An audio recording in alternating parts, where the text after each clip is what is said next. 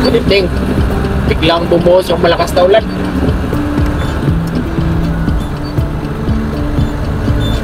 Mailigo tayo ngayon, ha.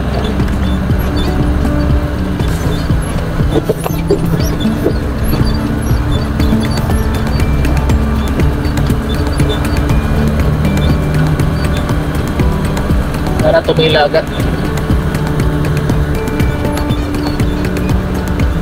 Ganyan kasi mahirap. Kapag sobrang lakas ng ulan, gumagalaw yung RTG.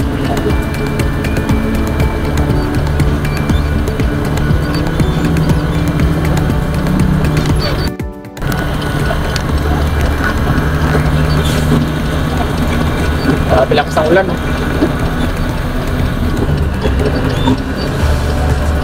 So pangalawang biyahe pa lang namin to. Bali, tatlong biyahe kami ngayong gabi. Pangalawa pa lang to. Oras is mag-alas 2 na.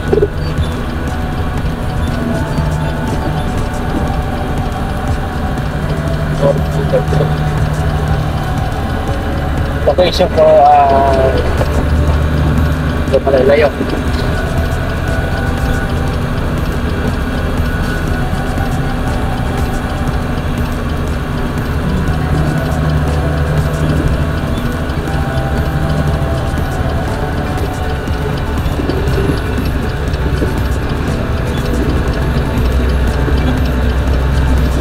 Kalungkot, walang RTG. Parang walang RTG dito sa location ko.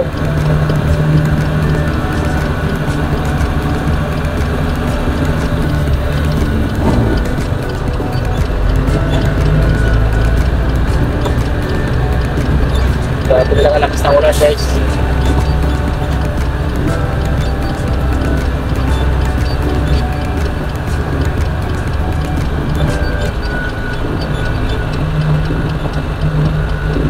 Saka ako to.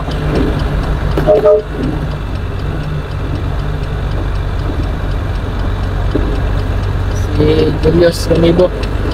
Shoutout, boy.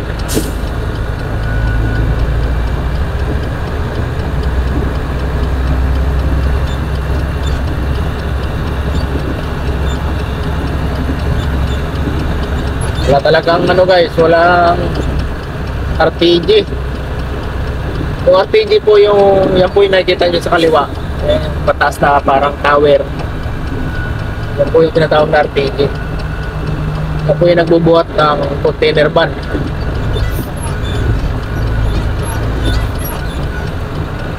So, location ko ay dito. Mukhang maliligo tayo ngayon. Pag nagkaroon ng RTG dito, mukhang maliligo ako ngayon.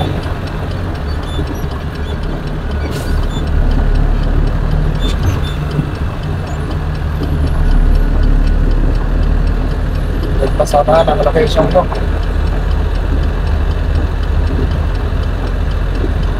Day 33 7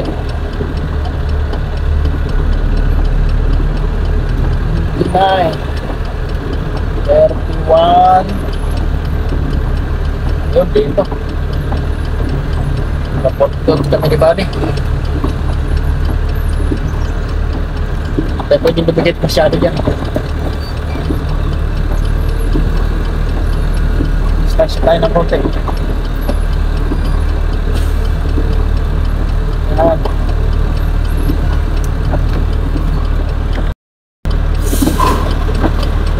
Yan. Buwanag.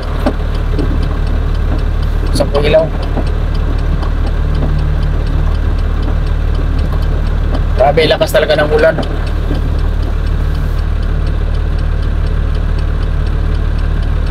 So sana may babagal kami kahit bago mag alas 3 o alas 4, sana may baba kami dahil ito dadalhin pa namin sa Caloocan sa isang branch namin yung empty nito. Sana may babagal kami.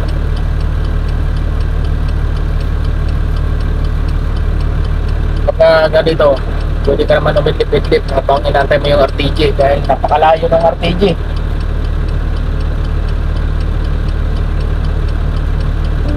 So yung area dito, 1, 2, 3, 4 area. Nasa 1 yung ano. Nasa area 1 yung ano. Yung RTG. So nandito kami sa area 4. So matagal-tagal to natayan. Palakas pa yung ulan. Ito yung mayroon pag malakas pa yung ulan. Minsan stop operation yan dahil di kita nung operator ng RTG yung pagbuhat ng container, tapos sama pa ng hangin.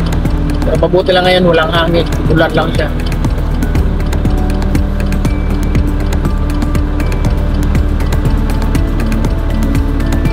Hindi pa na double check kung nanda ko na yung lista. So ayun guys, no, remind ko lang sa mga kapwa ko driver pala, no, lately lang, dami na ng mga aksidente, grabe. Kasi malala yung mga aksidente nangyari ngayon pag mga nakalipas na linggo. Hapon, kamakailan lang, trailer versus dump truck. Durog talaga yung ulo ng trailer. Kaya sa mga kabady natin, no, pagka doble ingat po talaga. Pagka inantok po, huwag po natin pilitin. At pagka maulan po, basa yung kalsada. Alam nyo, kahit gaano kalakas yung preno nyo, kahit gaano kalakas yung preno ng trailer ito, pagka basa yung kalsada, no, tapos mabilis yung takbo ko, hindi po agad-agad hinto yan. Possible yan na dudulas lang yung gulong nyo, lalo pagka empty container kayo. Diyan kadalasan yung 7. Dahil kumpiyansa tayo na palakas yung preno natin, kumpiyansa tayo magpatakbo, pero napakadelikado po nun. Pag preno mo nun, hindi ka hinto, dudulas ka lang, mangyari 7 ka. Kaya paalala muli sa mga kapwa natin driver, dahan lang po, dahan lang. Dahil dala ako sa mga ganyang galawan, yung parang laging may hinahabol. Mahirap po, mahirap po. So ayun lang. At yung matagal-tagal to, tingnan natin maya kung anong oras to maibababa. Sana bago mag alas 3, alas 2, 10 minutes na lang bago mag alas 2 ng madaling araw. Yan. So guys, grabe talaga, lalong lumakas yung ulan, no? So nasisiri po na yung RTG, medyo lumagapit-lapit na siya. Parang nandito na siya sa history. Ang lakas ng ulan guys.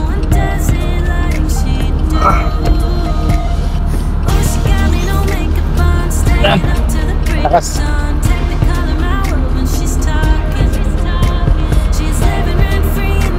Kung papunta na dito yung RTG.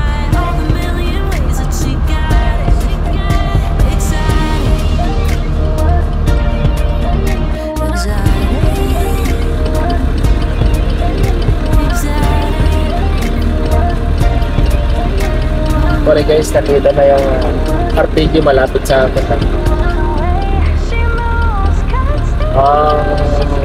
May mga loading. Pagka-loading kasi priority ang loading. So, wala akong magagawa kundi mag-antay sa magtapos na mag-loading.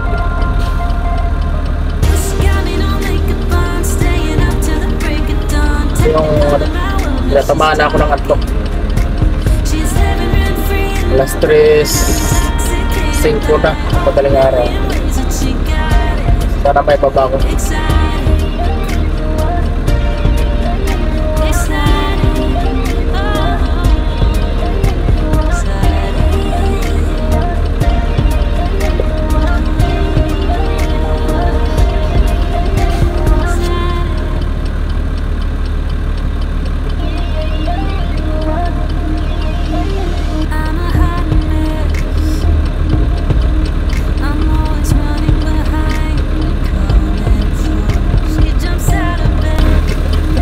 Wala pa rin.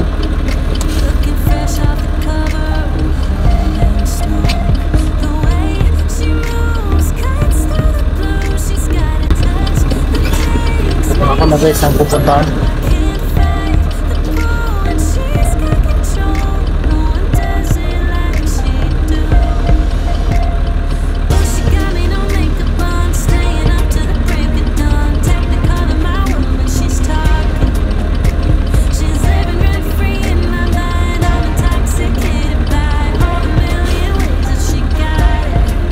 Sana ako na nga.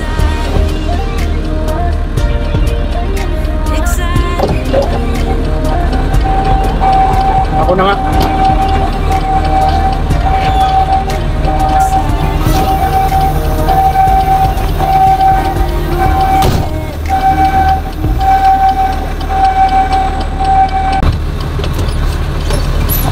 Thank you. Buti.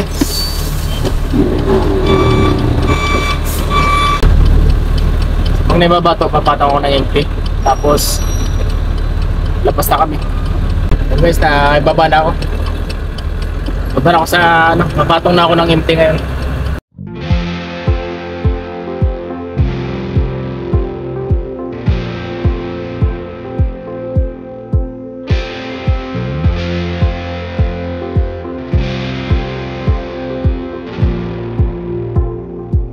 Don't lose your way in the details. Don't waste your day on what you see. Just because you can't count every grain of sand doesn't mean you can't still enjoy the beach. Don't lose the forest for the trees.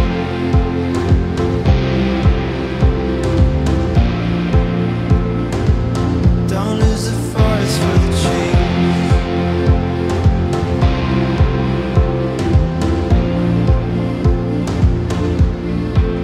Don't get too stressed over infinite planning.